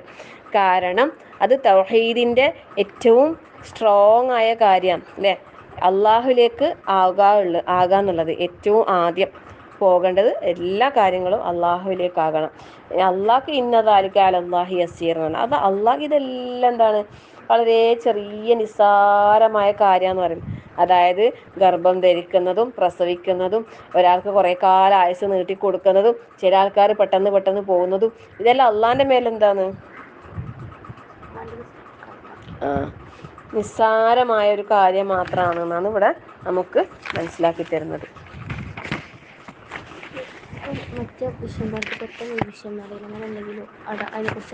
ഇല്ല, അങ്ങനെയൊന്നും പറയുന്നില്ല. അത് ഇങ്ങനെ ഓരോ കാര്യങ്ങൾ ഇങ്ങനെ അല്ലാഹു തആല ചിലത് കണക്ഷൻ ആക്കിയിട്ട് തന്നെ ഉണ്ടാവും, ചിലതിൽ അങ്ങനെ കണക്ഷൻ ഒന്നുമില്ല. ഇപ്പൊ ഈ സൂറത്തിൽ തന്നെ നമ്മൾ മനസ്സിലാക്കുക ഒരുപാട് കാര്യങ്ങളാണ് പറയുന്നത് അല്ലെ. ഫസ്റ്റ് പറഞ്ഞത് മലക്കുകളെ കുറിച്ചിട്ടല്ലേ അല്ലെ, മലക്കുകളെ കുറിച്ച് പറഞ്ഞ് പിന്നെ ആരെ കുറിച്ചാ പറഞ്ഞത്,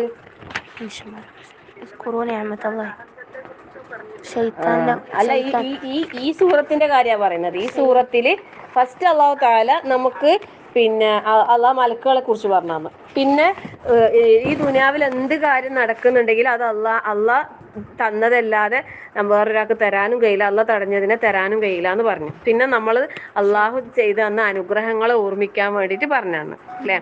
പിന്നെ മുൻകഴിഞ്ഞ പ്രവാചകന്മാരൊക്കെ കളവാക്കപ്പെട്ടിട്ടുണ്ട് എന്നുള്ളൊരു കാര്യം റസൂലുള്ളാഹിന്റെ ഒരു കാര്യം പറഞ്ഞു.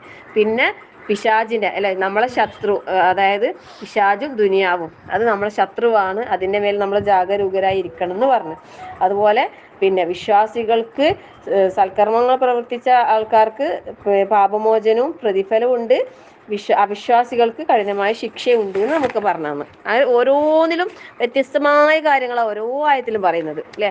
അതുപോലെ നമ്മളെ അമലുകൾ നന്നാക്കി തെറ്റായ അമലുകൾ ചെയ്തിട്ട് അതിനെ നല്ലതാക്കി തോന്നിപ്പിച്ചു കൊടുക്കും ആര്, ഇബ്ലീസ് അല്ലെ. എന്നാൽ അള്ളാഹു ഉദ്ദേശിക്കുന്നവരെ അവന് ഹിദായത്തിലാക്കുന്നു, അല്ലാത്തവരെ അവന് വഴിവേലാക്കുന്നു എന്ന് പറഞ്ഞു.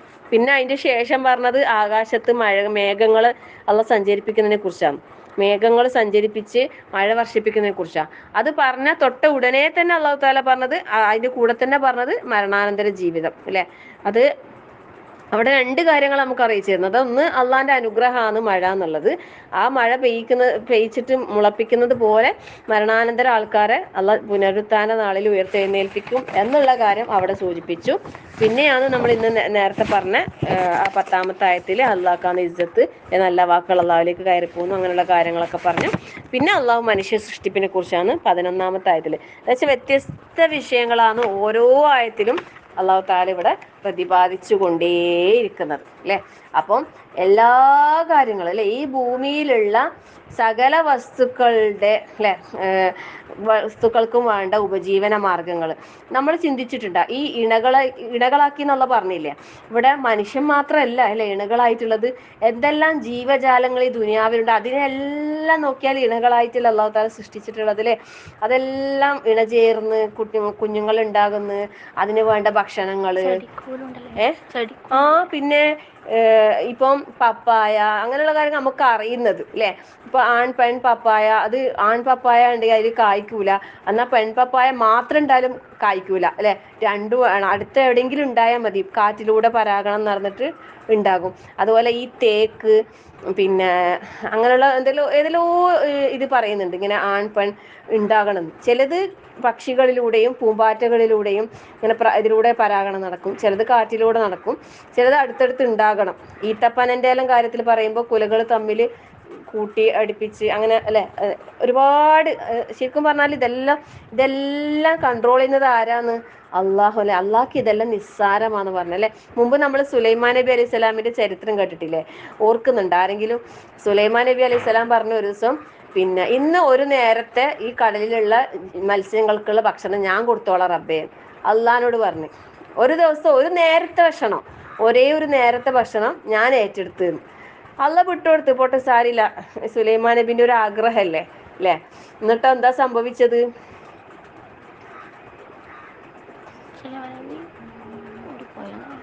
സുലൈമാൻ നബി അലൈഹി സ്വലാം അദ്ദേഹം വലിയ രാജാവല്ലേ, ഇഷ്ടം പോലെ പരിചാരകരുണ്ട്, ഒരുപാട് സൈന്യങ്ങളുണ്ട് അല്ലെ. പിന്നെ ജിന്നുകളുണ്ട്, പിന്നെ അതുപോലെ പിന്നെ പക്ഷികളുണ്ട്, മൃഗങ്ങളുണ്ട്, അങ്ങനെ പല ജീവികളും പിന്നെ അതുപോലെ കാറ്റിന്റെ ഇതുവരെ സുലൈമാൻ നബിക്ക് കീഴ്പ്പെടുത്തി കൊടുത്തിട്ടുണ്ട് അല്ലെ. അപ്പൊ സുലൈമാൻ നബി വിചാരിച്ച് ഒരു നേരത്തെ ഭക്ഷണം പിന്നെ അത് കടലിലെ മത്സ്യങ്ങൾക്കാണ്, വേറെ ആയിരിക്കുമല്ല, ഞാൻ കൊടുക്കാം. അങ്ങനെ സമുദ്ര തീരത്തേക്ക് പോവുകയാണ്. അദ്ദേഹത്തിന്റെ അടുത്തുള്ള എല്ലാം എടുത്തിട്ടാ പോകുന്നത്. അങ്ങനെ ഒരു വലിയ തിമിംഗലം വന്നിട്ട് അതിന് കൊടുക്കാൻ തന്നെ എന്താകുന്നില്ല, തികയുന്നില്ല സുലൈമാൻ നബിന്റെ അടുത്തുള്ളത്. എത്രയോ ടണ്ണ് വേണം ഭക്ഷണം ഒരു നേരത്തേക്ക് ഈ തിമിംഗലത്തിന് കൊടുക്കാൻ. അപ്പോൾ എന്താ പറയാ, തോൽവി സമ്മതിക്കുകയാണ് ചെയ്യുന്നത്. സത്യത്തിൽ അത് നമുക്ക് അറിയിച്ചു തരും. എന്ന് വെച്ചാൽ നമ്മളൊന്ന് വിചാരിച്ചത്, നമ്മളെന്തായി വിചാരിക്കുന്നില്ല, ഈ സമുദ്രത്തിലെ മത്സ്യങ്ങളെല്ലാം അതിന് വേണ്ട ഭക്ഷണം, ഈ കാട്ടിലും അവിടെയും ഇവിടെയും കിടക്കുന്ന ഓരോ ജീവജാലങ്ങൾക്ക് വേണ്ട ഭക്ഷണം ഇതെല്ലാം ആരാ കൊടുക്കുന്നത്? നമ്മളെ എത്തിച്ചു കൊടുക്കുന്നതാ അല്ലേ? ഒരിക്കലും അല്ലല്ലോ. അത് അല്ലാഹു തആല റിസ്ക് കണക്കാക്കിയിട്ട് ഓരോ തിമിംഗലം കഴിക്കുന്ന ഭക്ഷണത്തിന്റെ, ഒരു നേരത്തെ ഭക്ഷണത്തിന്റെ കണക്കെടുത്ത് നോക്കിയട്ടെ. അപ്പൊ ഈ സമുദ്രം എന്ന് പറയുന്ന ആ ലോകത്ത് അല്ലാഹു തആല ഒരുക്കി വെച്ച അല്ലെ വിഭവങ്ങളെ കുറിച്ചൊക്കെ നമ്മൾ ചിന്തിക്കണം. സുബ്ഹാനല്ലാഹ്. അള്ളാന്റെ കഴിവ് എന്ന് പറയുന്നത് അങ്ങനെ നിസ്സാരം ഒന്നും അല്ല അല്ലെ. നമ്മൾ വിചാരിക്കുക ഒരു നേരം, നമ്മൾ സാധാരണക്കാര്, നമ്മൾ എന്തേ ആ അതെ. മത്സ്യങ്ങളെ തിന്നുന്നുണ്ടെങ്കിൽ നമുക്ക് മത്സ്യം ഉണ്ടാവില്ല. പായല ഒരു തിന്ന കടലിലെ പച്ച മത്സ്യം തിന്നു പറയുന്നുണ്ടല്ലോ. മത്സ്യം തിമിംഗലം തിന്നൂലോലും. തിമിംഗലം തിന്നിട്ട് ആ സുബ്ഹാനല്ലാഹ്, അതന്നെ പറയുന്നു. അപ്പം ഓരോ ജീവജാലങ്ങൾക്ക് അല്ലാഹു തആല അല്ലെ, എല്ലാത്തിന്റെ കണക്ക് അള്ളാന്റെ അടുത്തുണ്ട് അല്ലെ. വകുല്ല ഷൈഇൻ ഇൻദഹു ബിമിഖ്ദാർ എന്ന് പറഞ്ഞ അള്ളാന്റെ അടുത്ത് എല്ലാത്തിന്റെ കണക്കുണ്ട്. അതനുസരിച്ചിട്ട് അല്ലാഹു തആല എന്താക്കുന്നുണ്ട് അല്ലെ. വമാമിൻ ദാബത്തിൻ ഇല്ലാ അലല്ലാഹി റിസ്ഖുഹ എന്ന് പറഞ്ഞ, ഈ ഭൂമിയിൽ എന്ത് ജീവി ഉണ്ടോ അല്ലെ, അതിന്റെ എല്ലാം റിസ്കിന്റെ ഉത്തരവാദിത്തം ആർക്കാന്ന്? അത് അള്ളാഹുവിനാണ് അല്ലെ. അപ്പം പിന്നെ നമ്മളൊരിക്കലും എന്താക്കേണ്ടതില്ല. ഇപ്പം പിന്നെ ചില ആൾക്കാർ ഇങ്ങനെ കുട്ടികൾ കുറേ ഉണ്ടാകുമ്പോൾ ജീവിതം ബുദ്ധിമുട്ടും എന്നൊക്കെ വിചാരിച്ചിട്ട് വേഗം ഇത് നിർത്തും അല്ലെ, പ്രസവെല്ലാം നിർത്തും. കുറേ മക്കളായാൽ അവരുടെ പഠിപ്പ്, അവരുടെ വിദ്യാഭ്യാസം, അവരുടെ ചെലവ് കാര്യങ്ങളൊക്കെ കുറേ ഇന്നത്തെ കാലത്ത് വലിയ ചിലവല്ല. അതുകൊണ്ട് നമുക്കൊന്ന് അങ്ങനെയെല്ലാം പറഞ്ഞിട്ട് ഒന്നിൽ ഒതുക്കുന്ന ആളും, നമുക്ക് രണ്ട് എന്നിട്ട് രണ്ടിൽ ഒതുക്കുന്ന ആൾക്കാരെല്ലാം ഉണ്ട് അല്ലേ. പിന്നെ സത്യത്തിൽ നമ്മളെ മേലെ ഉള്ള ബാധ്യത ആക്കിയിട്ടില്ല. അവരുടെ റിസ്കിന്റെ കാര്യം അത് അല്ലാഹു തആല ഏറ്റെടുത്ത കാര്യമാണ് അല്ലേ. പക്ഷികളെ കാര്യം പറയുന്നില്ലേ, രാവിലെ ഒട്ടിയ വയറുമായി പുറത്തേക്ക് പോകുമ്പോൾ വൈകുന്നേരം ആകുമ്പോൾ നിറഞ്ഞ വയറുമായിട്ട് അവർ തിരിച്ചു വരുന്ന അല്ലേ. അത് ആരാന്നുള്ള അവർക്ക് ആരാ കൊടുക്കുന്നത്? അള്ളാഹു അല്ലാതെ വേറെ ആരാന്നല്ലേ? സുബ്ഹാനല്ലാഹ്, ലാ ഇലാഹ ഇല്ലല്ലാഹ്. അപ്പം ആ അള്ളാഹു അല്ലെ, അള്ളാഹുവിന് എല്ലാ കാര്യങ്ങളും എന്താണ്? നിസ്സാരമാണെന്നാണ് ഇവിടെ നമുക്ക് അറിയിച്ചത്. അള്ളാഹ്ക്ക് എല്ലാം നിസ്സാരം. നമ്മൾ വിചാരിക്കുന്ന പോലെ ഒന്നല്ല അള്ളാഹിന്റെ കാര്യങ്ങളും കഴിവുകളൊന്നും. അതുകൊണ്ട് നമ്മൾ അള്ളാഹു അക്ബർ എന്ന് പറയുമ്പോൾ നമ്മളെ മനസ്സിൽ വരണം അള്ളാഹു വലിയവനാണ്, അള്ളാഹുവിന്റെ കഴിവിൽപ്പെടാത്ത, അള്ളാഹുവിന്റെ ദൃഷ്ടിയിൽപ്പെടാത്ത, അള്ളാഹിന്റെ ശ്രദ്ധയിൽപ്പെടാത്ത ഒന്നുമില്ല, ഒന്നുമില്ല, ഒന്നുമില്ല. ആ വിശ്വാസം നമ്മൾ അടിയുറച്ച് വിശ്വസിക്കുക. ഓരോ ആയത്തുകൾ നമ്മൾ പഠിക്കുമ്പോൾ അള്ളാഹുവിലേക്കുള്ള അടുപ്പം അല്ലെ, അത് എന്താ പറയാ, ദൂരം കുറഞ്ഞു കുറഞ്ഞ് അള്ളാഹുലേക്ക് അടുത്തടുത്ത് വരാൻ വേണ്ടിയിട്ട് നമ്മൾ പരിശ്രമിക്കുക. അതിനു വേണ്ടിയാണല്ലോ നമ്മളോട് ഖുർആൻ പഠിക്കാനും ഖുർആന്റെ അർത്ഥം പഠിക്കാനും തഫ്സീർ പഠിക്കാനൊക്കെ പറയുന്നത്. എന്നിട്ട് ഒരായത്തും കൂടി പറയട്ടെ, അല്ലെങ്കിൽ വേണ്ട. ഇന്ന് അടുത്ത വേറെ വിഷയമാണ് വരുന്നത്. അപ്പോൾ കുറച്ച് എനിക്ക് തൊണ്ടയിൽ വെള്ളം പറ്റിയ പോലെ ചെറിയൊരു തൊണ്ടവേദനൻ്റെ ഒരു ഫീലിംഗ് ഉണ്ട്. പിന്നെ വിളിക്കുന്നുണ്ട്, ഭക്ഷണം വേണ്ടെന്ന് പറഞ്ഞോളൂ, ഓർ എന്താ ചോദിക്കുന്നത് വെച്ചൊക്കെ. അപ്പോൾ ഇൻഷാ അല്ലാഹ് നമുക്ക് ക്ലാസ് ഇന്ന് ഇപ്പം നിർത്താം. എനിക്ക് കുറച്ചൊന്ന് രണ്ട് ആവശ്യങ്ങളുണ്ട്. പിന്നെ റഹ്മാനായ അള്ളാഹുവെ, നിന്റെ റഹ്മത്തും നിന്റെ ഫضലും ഒന്നും ഇല്ല എങ്കിലല്ലേ നമ്മളൊക്കെ നഷ്ടക്കാരിൽ പെട്ടുപോയേനെ റബ്ബേ. നിന്റെ കാരുണ്യനാഥ ഞങ്ങളിൽ സദാ വർഷിക്കണേ റഹ്മാനെ. ഒരു നിമിഷം പോലും ഞങ്ങളെ നീ കൈവിടാതെ പരിപൂർണമായി ഞങ്ങളുടെ കാര്യങ്ങളെല്ലാം നീ ഏറ്റെടുക്കണേ റഹ്മാനെ. ഞങ്ങളെല്ലാ കാര്യങ്ങളും ഇതാ നിന്നിലേക്ക് ബരമേൽപ്പിക്കുന്നു റഹ്മാനായ റബ്ബേ. നിന്നിൽ ഞങ്ങൾക്ക് പൂർണ്ണ വിശ്വാസമാണ് റബ്ബേ. നിനക്ക് കഴിയാത്തതായി ഒരു കാര്യവുമില്ല ഈ ദുനിയാവിൽ. നിന്റെ കൈവിൽപ്പെടാത്ത യാതൊരു കാര്യവുമില്ല. നീ ഉദ്ദേശിച്ചാലല്ലാതെ ഒരു കാര്യവും നടക്കൂല റബ്ബേ. അതുകൊണ്ട് തന്നെ ഞങ്ങളുടെ എല്ലാ കാര്യങ്ങളും നാഥാ ഞങ്ങളിതാ നിന്നിൽ ഏൽപ്പിക്കുന്നു റബ്ബേ. എല്ലാ കാര്യങ്ങളും ഞങ്ങൾക്ക് നീ എളുപ്പമാക്കി തരണേ റബ്ബേ. എല്ലാ കാര്യത്തിനും ഞങ്ങൾ ആവശ്യക്കാരാണ് റബ്ബേ. ഞങ്ങൾ പാവങ്ങളാണ് റബ്ബേ. ഞങ്ങളുടെ കയ്യിൽ ഒന്നുമില്ല റബ്ബേ. ഞങ്ങൾ ഫക്കീറുകളാണ് റബ്ബേ. നിന്റെ ഔദാര്യം ഉണ്ടെങ്കിൽ മാത്രമേ ഞങ്ങൾക്ക് മുന്നോട്ട് പോകാനുള്ള എല്ലാ കാര്യങ്ങൾക്കും സാധിക്കൂ റഹ്മാനായ അള്ളാഹുവേ. നീ ഞങ്ങളെ സഹായിക്കണേ അള്ളാഹ്. എല്ലാ ഇബാദത്തുകൾ ചെയ്യാനും ഞങ്ങൾക്ക് ആരോഗ്യം വേണം റബ്ബേ. അതിനുള്ള ആഫിയത്ത് വേണം റബ്ബേ. അതൊക്കെ നീ തന്നാലല്ലാതെ ഞങ്ങൾക്ക് കഴിയൂല റബ്ബേ. അതുകൊണ്ട് നാഥാ ഞങ്ങൾക്ക് നല്ല ആരോഗ്യത്തോടെ ആഫിയത്തോടെ നല്ല ഉത്സാഹത്തോടെ ഉന്മേഷത്തോടെ ഇബാദത്തുകൾ ചെയ്യാനുള്ള നല്ല തൗഫീഖ് റഹ്മാനായ റബ്ബേ നീ ഞങ്ങൾക്ക് എല്ലാവർക്കും നൽകി അനുഗ്രഹിക്കണേ റഹ്മാനെ.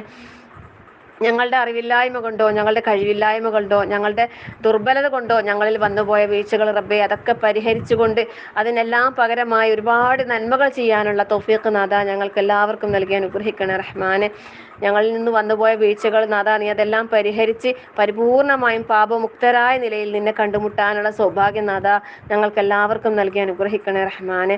ഒരുപാട് ഒരുപാട് അമൽ സാലിഹാത്തുകൾ ചെയ്ത് ഏറ്റവും ഉന്നതമായ ദർജയിലേക്ക് എത്താൻ ഞങ്ങളെ നീ സഹായിക്കണേ അല്ലാ.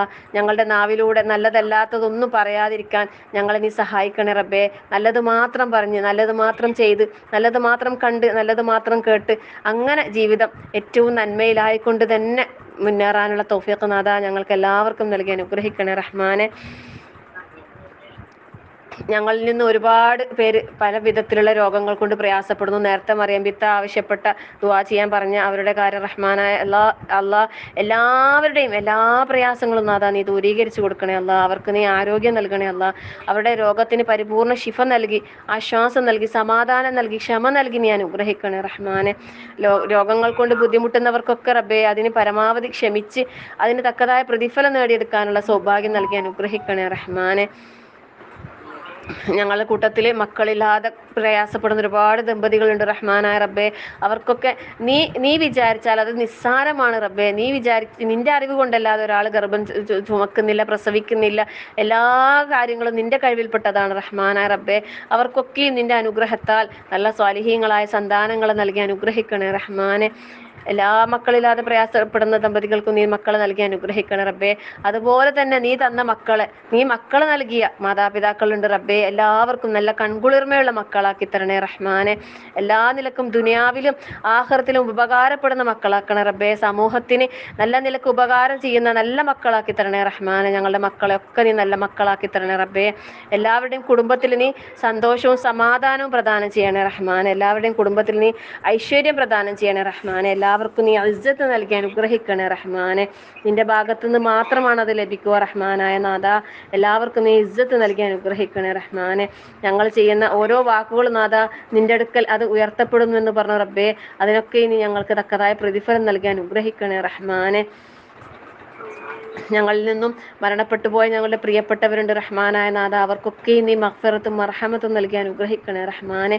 അവരെയും നീ ഉന്നതമായ ദർജകളിലേക്ക് ഉയർത്തണേ റഹ്മാനെ. അവരുടെ ഖബറുകൾ വിശാലമാക്കി കൊടുക്കണേ റഹ്മാനെ. എല്ലാ ദിവസവും സ്വർഗം കണ്ടുകൊണ്ടിരിക്കാനുള്ള സൗഭാഗ്യം നാഥ ഞങ്ങളിൽ നിന്ന് മരണപ്പെട്ടു പോയ എല്ലാവർക്കും നൽകി അനുഗ്രഹിക്കണേ റഹ്മാനെ. എന്തെങ്കിലും കാരണം കൊണ്ട്, എന്തെങ്കിലും തെറ്റുകുറ്റങ്ങൾ കൊണ്ട് ശിക്ഷ അനുഭവിക്കുന്ന ആരെങ്കിലും ഉണ്ടെങ്കിൽ റബ്ബേ, അവർക്കൊക്കെ നീ അതെല്ലാം പുറത്തു കൊടുത്ത്, അവർക്കൊക്കെ നീ അതിൽ നിന്നെല്ലാം മോചനം കൊടുത്ത് നീ സ്വർഗാവകാശികളാക്കി തീർക്കണേ റഹ്മാനെ. അവരെയും ഞങ്ങളെയും നിന്റെ ഉന്നതമായ ജന്നാത്തുൽ ഫിർദൗസിൽ ഒരുമിച്ച് ചേർത്ത് അനുഗ്രഹിക്കണേ റഹ്മാനെ. അവിടെ വെച്ച് എല്ലാവരെയും കണ്ടുമുട്ടാനുള്ള സൗഭാഗ്യം ഞങ്ങൾക്ക് എല്ലാവർക്കും നൽകി അനുഗ്രഹിക്കണേ റഹ്മാനെ. ഒരുപാട് പേരെ കാണാൻ ആഗ്രഹിക്കുന്നില്ലേ, റസൂലുള്ളാഹി സ്വല്ലല്ലാഹു അലൈഹി വസല്ലമയും സഹാബാക്കളെയും മലക്കുകളെയും പ്രവാചകന്മാരെയും ഒക്കെ കാണാൻ ആഗ്രഹിക്കുന്ന റബ്ബേ, അവരൊക്കെ കണ്ടുമുട്ടാനും അവരുടെ കൂടെ കഴിയാനുള്ള സൗഭാഗ്യം നാഥ ഞങ്ങൾക്ക് എല്ലാവർക്കും നൽകി അനുഗ്രഹിക്കണേ റഹ്മാനെ. റബ്ബനാ ഹബ് ലനാ മിൻ അസ്വാജിനാ വദുർരിയ്യാതിനാ ഖുർറത അഅ്യുനിൻ വജ്അൽനാ ലിൽമുത്തഖീന ഇമാമ. റബ്ബനാ ലാ തുസിഗ് ഖുലൂബനാ ബഅദ ഇദ് ഹദൈതനാ വഹബ് ലനാ മിൻ ലദുൻക റഹ്മ ഇന്നക അൻതൽ വഹാബ്. اللهم اغفر للمؤمنين والمؤمنات والمسلمين والمسلمات والأحياء منكم والأموات إنك مجيب الدعوات يا قاضي الحاجات. اللهم أجرنا من النار، اللهم أجرنا من النار، اللهم أجرنا من النار وادخلنا الجنة يا رب العالمين. ربنا آتنا في الدنيا حسنة وفي الآخرة حسنة وقنا عذاب النار. ربنا تقبل منا إنك أنت السميع العليم وتب علينا إنك أنت التواب الرحيم. آمين آمين آمين آمين برحمتك يا أرحم الراحمين. وصلى الله على محمد والحمد لله رب العالمين. السلام عليكم ورحمة الله وبركاته. سبحانك اللهم وبحمدك أشهد أن لا إله إلا أنت أستغفرك.